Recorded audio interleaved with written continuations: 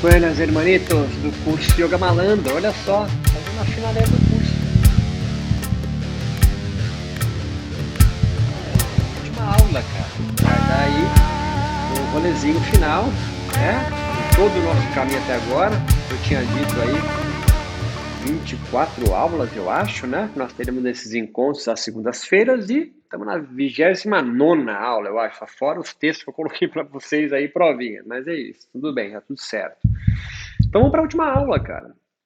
Primeiro, dando um pequeno resuminho do que nós não traçamos de tudo até agora, né? Mas sobretudo do último capítulo, né? Da última aula, praticamente. Vimos então que o yoga, a partir do final do século XIX para o XX, durante um período de colonização inglesa na Índia, o Império Britânico domina a Índia, começa um movimento de independência revolucionário na Índia. Interessante aí, os Hatha Yogis, né? São os mais aguerridos, matando mesmo em emboscadas soldados ingleses. Não é à toa que você vai encontrar nos filmes ingleses a figura do fakir, né? O fakir é aquele cara magrelo, encantador de serpentes, lembra? Né? Britânico é protestante, serpente tem um rolezinho no mito da história, tá tudo interligado. Somente os Hatha Yogis, cara. Nós, descendentes desses caras, somos vistos aí nas telas de Hollywood como um cara meio louco, né? Um cara meio louco. Olha a figura que se constrói dos Hatha Yogis. E o yoga, então, começa a ser transplantado da Índia para outras organizações sociais, europeias, norte-americanas, mas também latino-americanas, nós falamos sobre isso bastante. Sociedades, então, sem a menor ideia da cultura, dos símbolos, né? Espiritualidade indiana. E se começa, então, primeira parte interessante, que primeiro degrau, um desvinculamento gradual do yoga com o hinduísmo. Você pode questionar que o hinduísmo não é religião, põe entre aspas, se você preferir, se você é um cara que é mais afeito a essas leituras de conceitos de religião e não sei o quê, irado, eu não entro nisso porque é outro rolê. Pense então nas diversas espiritualidades da Índia, se você preferir. Mas dá no mesmo o argumento aqui, tá certo? Se você gosta do hinduísmo, do nome, não importa, é um nome que os europeus deram, concordo totalmente, todo o seu lado, em todas as discussões decoloniais. Mas para cá, hinduísmo serve, né? Um conjunto grande que representa a espiritualidade indiana. O yoga teve vinculado à espiritualidade indiana. Ponto. E a gente chama de hinduísmo para não ficar falando de sikhismo, jainismo, brahmanismo. De qualquer forma, o yoga, na sua transplantação moderna, sobretudo a partir de 1920, que muito mais força depois da Segunda Guerra, aí você vai lembrar dos Beatles, né? Difundindo mantras, meditação. E a galera da Califórnia. O yoga vai aos poucos se desvinculando da religiosidade hinduísta, bramânica, se você preferir, vedântica, sei lá o quê. Até budista. Por quê? Porque o yoga vai sendo transplantado, vai sendo incluído em sociedades que são seculares, onde o poder político é desvinculado do poder religioso, pelo menos constitucionalmente. A Índia estava batalhando para isso, porque antes dos ingleses chegarem ali, os brahmanes estão detendo ali o poder político e ainda hoje continua, você sabe disso. Mas o yoga precisa entrar aqui e ele vai entrar de carona com movimentos religiosos nova era, altamente místicos, nessa nebulosa místico-esotérica, via, sobretudo na América Latina, né? Seitas esotéricas, né? A teosofia é um grande carro onde o yoga entra de carona. No Brasil, mais do que a teosofia, é o espiritismo kardecista. Espiritismo kardecista, finais do século XIX.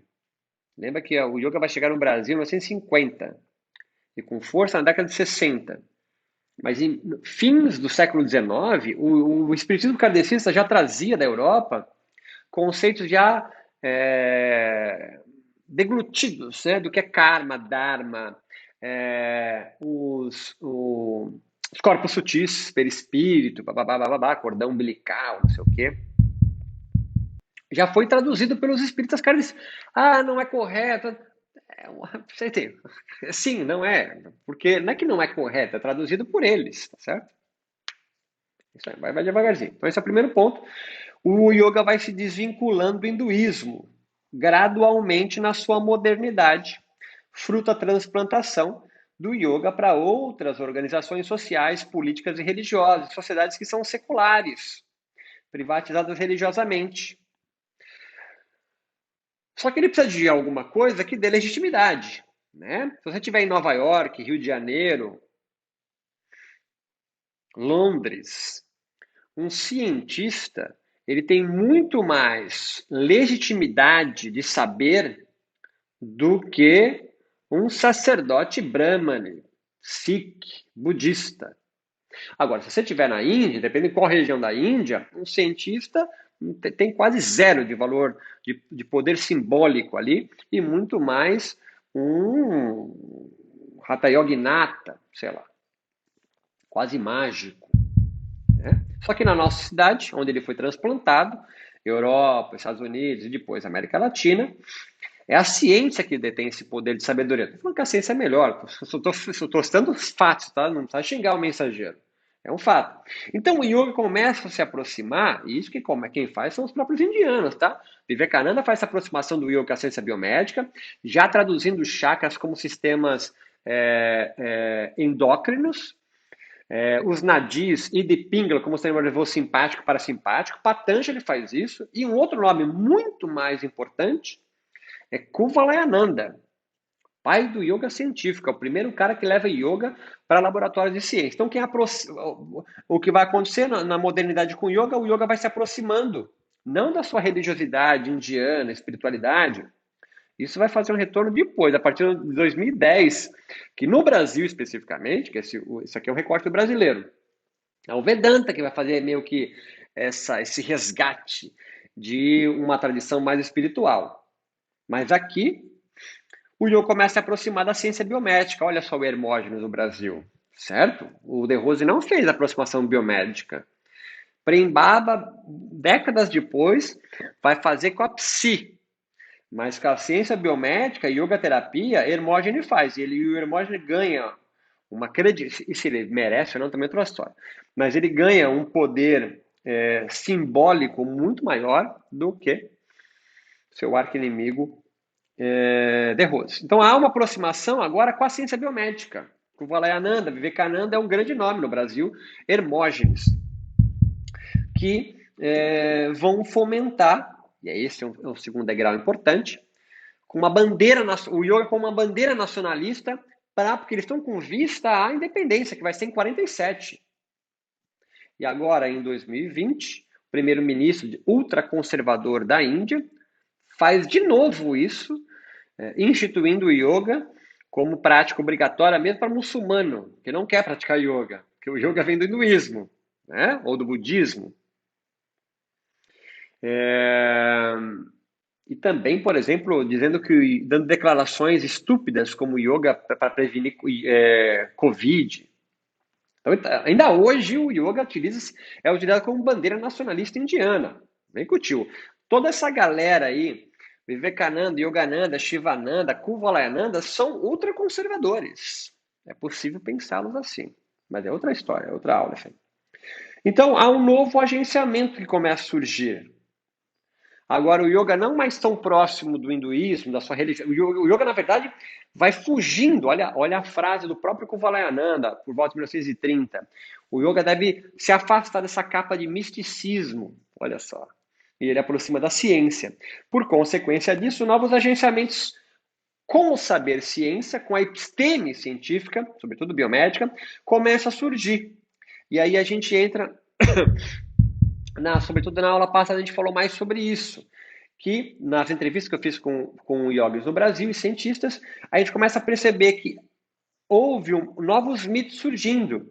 O estresse se aproximando do klesha, ou klesha do estresse. Então, o grande obstáculo para o yoga moderno no Brasil, de repente pode ser em Londres também, mas no Brasil, não é mais você ficar atento aos comportamentos de ignorância que promove 5 filhos, é o apego, a aversão, medo da morte e o orgulho. Não, é só você observar se você tem reflexos do estresse no corpo. Está muito estressado? Olha uma frase clássica de alguém no mundo do yoga.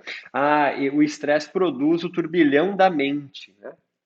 E a meditação vai diminuir o turbilhão por quanto diminui o estresse. Você fala, mas não é isso. Falamos disso outra aula, dando uma recapitulada. Eu chamo de mito porque o estresse na biologia não é um mal, não é uma doença extirpada. O estresse é natural e altamente benéfico. Mas dentro do mundo do yoga, o estresse ganha um novo conceito. Por consequência, o relaxamento, a parte antagônica do estresse, também ganha uma conotação espiritual próxima ao samadhi. Então, o que fica acaba sendo. Claro que eu estou dando uma resumida, não é tão simples assim. Por quê? Porque o relaxamento no campo do yoga não é letargia. Não é o relaxamento que você. Não. Você tem que entender isso. É uma nova subjetividade surgindo. Uma subjetividade yoga latino-americana ou brasileira. O estresse ganha uma conotação yógica próxima ao klesha, portanto, de obstáculo para a senda espiritual do yoga. Em contrapartida, o relaxamento, que é a parte oposta do estresse, ganha conotações de espiritual, portanto, está próximo ao conceito de samadhi. Não é que o samadhi foi substituído pelo relaxamento, mas ganha uma nova coloração, novas matizes. Quer deixar o seu professor de yoga chateado, bravo? Você fala assim, pô, você não pratica yoga, está mal estressado. O estresse ganha um valor, sacou? O estresse é um conceito biológico neutro, que não é bom nem mal, ele é. Certo? A digestão é mal. Não, digestão é. Mas eu tenho má digestão, tenho azia. Bom, você tem um problema, né? Então, eu tenho estresse crônico, você tem um problema, estresse crônico. Mas o estresse, a digestão em si, não é boa nem ruim. E o último conceito interessante que a gente descobriu na pesquisa é a homeostase. Se você buscar aí, cara, olha que eu cunhei esse termo aqui antes disso aparecer. Homeostase quântica, não é? Ligada ao yoga. A homeostase, ou um estado de equilíbrio, é quase uma busca divina entre os yogis. Você não vai encontrar o termo, talvez, homeostase tão claro entre o mundo do yoga, mas é uma ideia, é um conceito que eu desenvolvi. Uma busca eterna por um estado no seu corpo e no seu espírito no qual o estresse não mais se acometa, uma espécie de relaxamento eterno. Eu chamei de homeostase. Homeostase divina, que é o equivalente a Kaivalya ou Moksha. Aí você fala, mas isso não existe, isso é uma deturpação. É uma outra história, nós vamos chegar lá. Deturpação, ou uma inovação, ou uma solução criativa para problemas reais do coletivo brasileiro. E aí um terceiro passo, terceiro degrau, é para não perder o espaço hegemônico no recém-campo espiritual e yógico que se desvinculou do hinduísmo, se aproximou da ciência, o que fez surgir um novo personagem, que é o cientista yogi. Então você tem o cara yogi que tem um pós-doutorado em biologia molecular e um professor de yoga fez um curso aí de 3 meses. Cara, o pós-doutorado em biologia molecular, ele ganha mais poder simbólico do que o outro, tá ligado? Porque ele está próximo do saber mais novo, que se aproximou da ciência, se aproximou do yoga, que é a biologia. Olha que interessante. E aí surge uma estratégia espiritual fantástica do campo iônico, que é o quê? Que é estabelecer uma clara distinção entre estado de yoga, que pertence somente ao campo da espiritualidade, e da técnica ou método de yoga, que esse aqui pertence tanto ao campo científico, quanto filosófico, quanto teológico. Tem que essa parte mais difícil. Os yogis, percebendo, consciente ou não, que vão perdendo espaço para o novo personagem que chega. Não é mais o Brahmani, não é mais o guru, não é o professor de yoga ocidental, mas é o cientista. E aí, o que os yogis fazem? Produzem uma clara distinção entre o que é estado de yoga, que não dá para ser empirizado, não dá para ser colocado numa tabela de Excel, não dá para ninguém no laboratório de biologia de uma federal de São Paulo quantificar o estado de yoga. Ah, não, tá, essa faixa preta é terceiro dan. Não dá. Quem faz isso? É a teologia. São os sacerdotes do yoga. Pegou? E o outro é a técnico-método. Por isso que, por exemplo, o Mindfulness, né, de Harvard, né, não do Thich esse monge vietnamita budista. É uma técnica, é um método. Agora, você discutir estado mindfulness só no campo da religião ou da espiritualidade. Tá pegando não, o rolê? Então, esses 3 degraus aí, primeiro, o yoga na sua transplantação se desvincula do hinduísmo, se aproxima da ciência biomédica. O segundo passo, essa aproximação faz criar novos mitos, então o klesha fica próximo do estresse, o samadhi, ficar próximo ao relaxamento. Fruto da prática do yoga é relaxamento, não é? Então, samadhi. E o grande estado, o grande lugar onde o yoga quer alcançar, que é moksha, kaivalya, vira relaxamento, vira uma espécie de homeostase divina, eterna. Alguém, então, não mais contaminado pelo mundo, mas pela linguagem da biologia, porque é um novo saber que aproxima do yoga. Se você começar a falar de samadhi, kaivalya, moksha, dentro de uma sociedade seculares e laicas, você vai deixar claro que o yoga tem um pé na religião. E os yogis não querem, porque não querem perder esse campo. Então, eles vão transformando a linguagem. É uma nova subjetividade. Só que o que acontece, como se aproxima muito da ciência, afasta da sua tradição religiosa, ou espiritual, se você preferir, novos personagens chegam. Para o yogi não perder totalmente o seu campo, se continuar assim vai perder para o cientista, porque a ciência abarca tudo desmistificando, não é isso que a ciência faz? Né?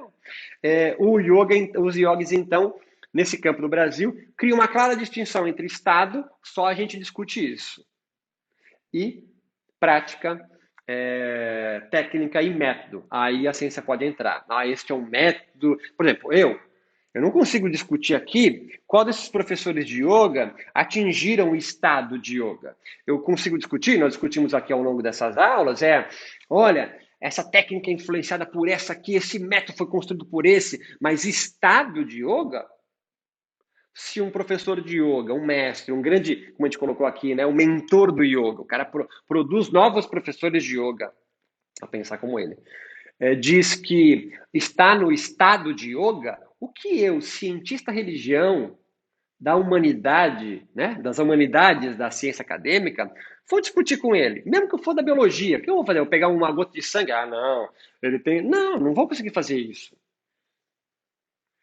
Então, a ciência não consegue adentrar ao campo estado de yoga sem ser maculado pela espiritualidade. Se algum cientista biólogo, PhD, pós-doutor, aonde for, começar a discutir, não, esse cara aí não está num estado de yoga, ele não tem ferramenta para isso.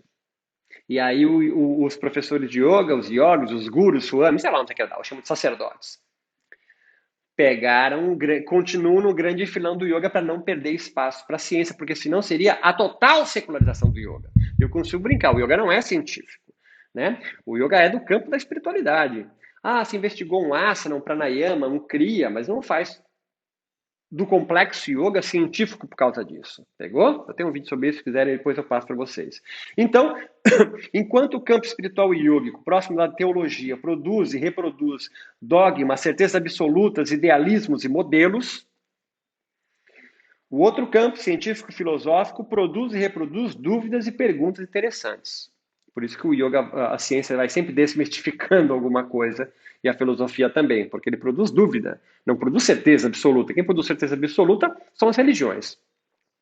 Então, a gente aqui entende que quem está na discussão contemporânea sobre decolonialismo, deturpação, apropriação cultural, adaptações e inovações, frente à transnacionalização do yoga, vai entrar nesse campo aqui científico-filosófico. Porque quem está deturpando, decolonizando, sei lá o quê, o yoga é nesse campo científico aqui filosófico. Porque o outro, do estado do yoga, continua ainda no campo da espiritualidade da religião. Esse é um resuminho da nossa última aula aí. E lembra que a gente está aberto para ficar aqui ainda trocando ideia. Eu quero entrar agora no fechamento do rolê mesmo do yoga moderno, malandro, dando um panorama geral para o nosso fechamento aqui. Primeiro, todo sofrimento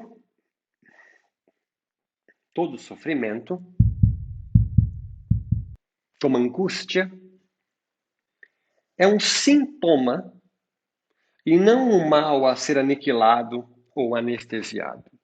Então, quando o yoga é transplantado para a sociedade brasileira, bem que essa parte é importante, ele vem suprir sofrimentos e angústias desse dado coletivo. Então, o yoga que sai da Índia e vai para o Peru, não dá para copiar o modelo indiano de yoga para ser replicado exatamente igual no Peru, em Londres, entre os maores, entre paulistas.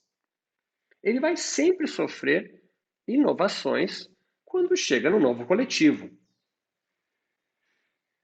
Pode se deturpar, pode se apropriar culturalmente, pode se inovar. Não é tão fácil você classificar qualquer tipo de modificação do yoga, de um dado coletivo originário dele, para um outro, feito por eles mesmos, né, porque o Brasil nunca colonizou a Índia,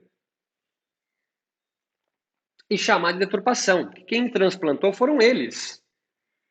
E quando adentra um novo coletivo, é modificado naturalmente, porque aquele coletivo tem sofrimentos e angústias singulares. E aquela estrutura espiritual transplantada para cá vai tentar resolver os problemas e as angústias e os males desse coletivo.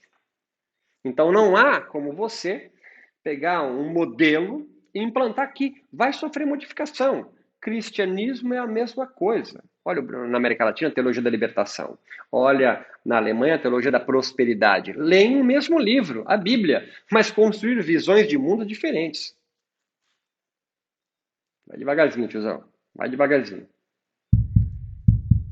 Todo coletivo que sofre deseja por uma vida diferente, certo? Mais potente, que não sofra, ou que aprenda a resistir ou subverter em novas linhas de fuga ou desvios, como diz Foucault, a novos modos de existência.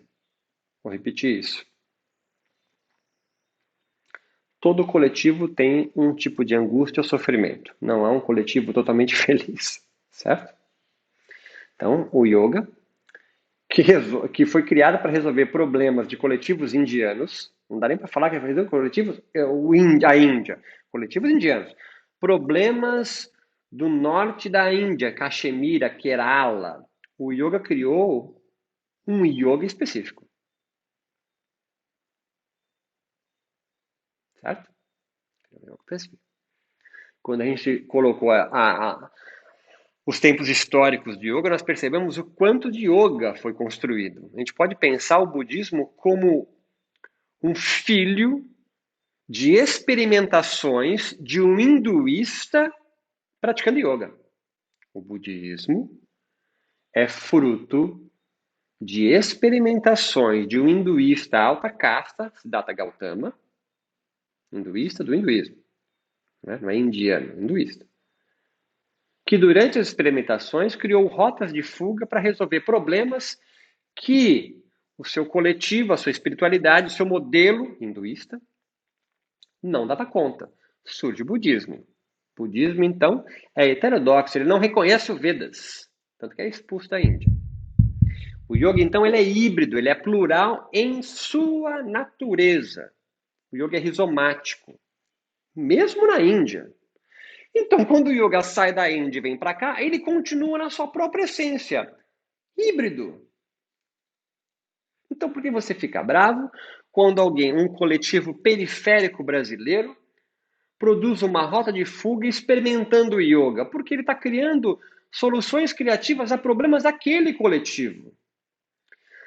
Você tem que ser muito alucinado e delirante para imaginar que o povo periférico que mora embaixo da ponte em Florianópolis, Hercílio Luz, cascudos, craquentos, de crack, vão ler o Yoga Sutra de Patanjali e vão pensar o Yoga Sutra de Patanjali igual a um Brahmani. Você tem que ser muito alucinado e delirante para imaginar isso. Um casqueiro, então, que mora em Florianópolis, morador de rua, periférico, marginalizado, vai praticar yoga, vai se aprofundar na literatura do yoga espiritual e vai criar as suas próprias rotas de fuga para resolver os seus problemas singulares. E a gente vem para o segundo degrau. O yoga no Brasil, percebemos então novos conceitos sendo erigidos. É natural que estresse, relaxamento, homeostase vêm sendo, então, produtos da interação de coletivo brasileiro, sobretudo high society, né? O yoga no Brasil se pulverizou em corpos brancos, magros, com grana no Brasil. Não é crítica negativa, não é hoje a aula, mas é ali que se professa. E ele produziu, então, estresse, relaxamento e homeostase dentro de um conceito dele. É um processo natural frente à transplantação de uma sociedade estratificada em castas e hinduísta como religião dominante, abalizada pelos Vedas, quando é transplantada para uma sociedade como a brasileira, onde tem o cristianismo como a sua principal, seja evangélico, seja, enfim, ou espírita.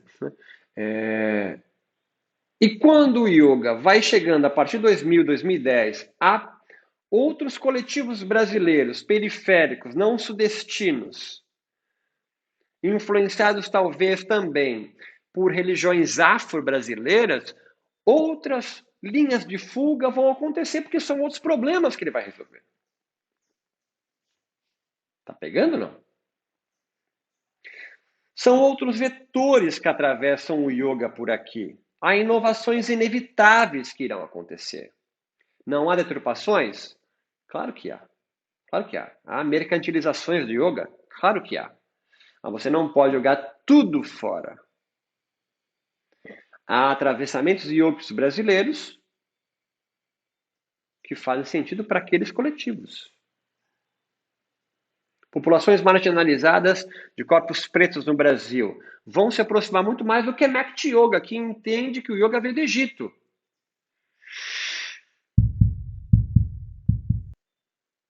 Você, pensando como um cientista, tem que se eximir do julgamento, porque isso faz parte igual à questão do estado de yoga, do campo teológico e religioso. Quer entrar lá? Ótimo. Se despe de cientista, de cético, e entra para o campo da teologia. Aí é uma discussão sacerdotal. Eu não faço isso. E um terceiro passo, então, que eu até tenho uma passagem que eu queria ilustrar para vocês. A discussão que alimenta compêndios acadêmicos de nossos vizinhos europeus e norte-americanos, no esforço de justificar um yoga moderno tão autêntico quanto da Índia, nunca sequer foi cogitado verdadeiramente no Brasil ou qualquer outro país latino-americano. Um yoga brasileiro nunca se preocupou verdadeiramente com a autenticidade de um yoga propalado no seu país antes dos anos 2000 ou 2010. E a própria história latino-americana é permeada de hibridismos e sincretismos, que nós já vimos, né? Dos mais diversos. Sendo essa a principal característica aqui. Mesmo com as ocorrências de contendas sobre grafias e acentos do yoga no Brasil, ou tentativas frustradas de unificações dos yogas, nunca houve realmente efetivas disputas no cenário yoga-religioso brasileiro. A gente sempre ficou o Yoga Sutta como texto original. E há muitos outros textos do yoga na Índia. Você entende o que eu quero dizer? Então, Eu criei uma nova nomenclatura, a gente vai amarrando por aqui, que é o nomadismo e o sedentarismo.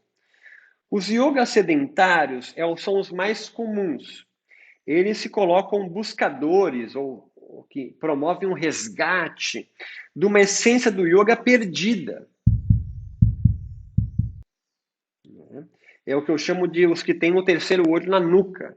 São aqueles caras que, em geral, têm nome iniciático, roupas, se vestem como brahmanes, né? Decoraram os sutras, os Vedas, em tudo. Eu não estou sendo irônico nisso. É um fato. São sedentários. Por que sedentários? Porque eles não se deslocam. Eles têm na cabeça um modelo de yoga original e único, tradicional, como se lá não fosse híbrido, e tentam implantar um modelo para todo mundo seguir, como se fosse uma filosofia perene. São sedentários, são válidos tanto quanto, eu não busco aniquilá-los. A questão é diferente. É eles que produzem retóricas de aniquilação a todos os yogas que fogem da régua que eles mesmos inventaram, imaginam, ou a sua instituição religiosa da Índia, de um mestre. Um Shivananda, um Vivekananda, um Yogananda. Eles não pensam igual o yoga. Você não entendeu isso ainda? Por favor, volta para a aula 1. O que eu chamo de nomadismo é a verdadeira essência do yoga. Eu me inverto o rolê. Essência do yoga não é a tradição X ou Y. A essência do yoga é a pluralidade de tradições existirem. A Índia é altamente ecumênica nesse sentido. Então, as inovações são inevitáveis. Se você gosta ou não das inovações, esse é um outro problema. Tem que fazer análise, ou esquizoanálise. Mas é que cada coletivo onde yoga se aproxima produz soluções aos problemas reais e dando sentido a esse núcleo. Na própria Índia, é que geralmente esses caras sedentários eles vão sempre no mesmo ashram, né? Eles não vivem o yoga de vários. Vai para o mesmo. E aí começa a achar, só porque foi para uma geografia indiana, que esse yoga que passaram para ele é universal. É universal para aquele coletivo. Mas o yoga em outros coletivos, em outras regiões da Índia, é outro rolê. Para dar um exemplo para ficar claro. Enquanto os sedentários sobem um morro para levar yoga a essas pessoas carentes, em presídios, em favelas. Os yogas nomádicos sobem um morro para trocar sabedorias e criar uma nova episteme. Então, o yoga nomádico, em contato com o coletivo do Grajaú, em São Paulo, vai para lá sabendo que o Grajaú, esse bairro gigante de São Paulo, já tem um saber. E em contato com o saber do yoga que eu estou levando, de uma tradição Y, X, né? Vai produzir o quê? Uma interação e talvez um novo yoga, o Graja Om, sei lá. Isso é nomádico. O sedentário leva um modelo para implantar em todos os corpos, como se tivesse uma filosofia yoga perene. É imaginário esse pensamento. O nomádico sai chegando no lugar sabendo que o saber dele, yógico, vai entrar em contato com outros saberes. E do diálogo, da interação, pode produzir algo novo. Ou não. Ou aqueles caras podem se converter ao teu modelo. Tudo bem também. Mas o que eu estou colocando aqui é que não há só esse modelo. Há um modelo criado na interação, há outros modelos de yoga, há o que você inventa. Ah, não, o que você inventou é uma bosta. Então, é outro assunto esse. Tá entendendo? Você pode não gostar do Prembaba, mas que o Wake and Love existe. Você pode não gostar do De Rose, mas o Swast existe. Você pode não gostar do Hermógenes, todo mundo gosta. Mas o Yoga Terapia existe. O yoga terapia é hermogiano, existe um modelo, é um modo de ser yógico, hermogeneamente. Assim como Shivananda, Vivekananda.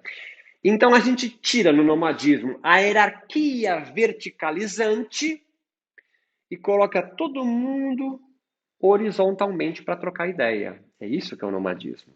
E isso que é a malandragem do curso. O malandro não é você transgredir regras, mas é subverter para a vida continuar existindo. Yoga trans. Por que não pode ter um yoga trans? Yoga queer. Certo? Yoga de homens, yoga de mulheres. Faz isso, yoga de criança. Por que não? Vai ser bom o que vai ser produzido? Outra discussão. Estética, filosófica, outras discussões. Mas você não pode aniquilar algo porque você tem na sua cabeça uma régua imaginária de um yoga ideal. Ou o yoga ideal é todos de matriz indiana. Não. Não, porque se for buscar na história, o yoga mesmo não é nem indiano, porque nem a Índia existia.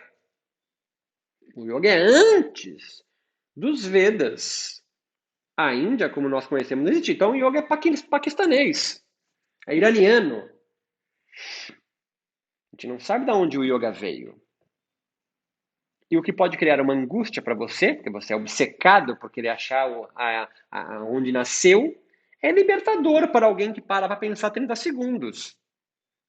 Você para de ser um buscador, cessa a busca, livre. Porque enquanto você não acha o que você acha que inventaram para você, você nunca está livre, né, tiozão?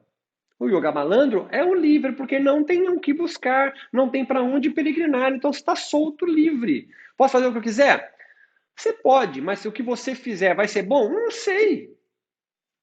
Não é legal isso? Não é libertador? Então é isso. Então, para a gente amarrar.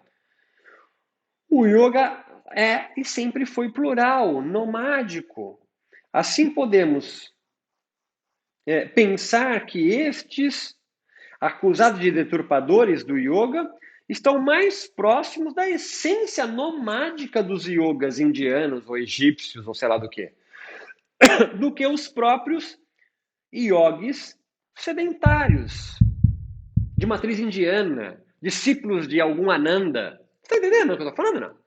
Você pode ser discípulo 20 anos de um yogi indiano de uma tradição YX,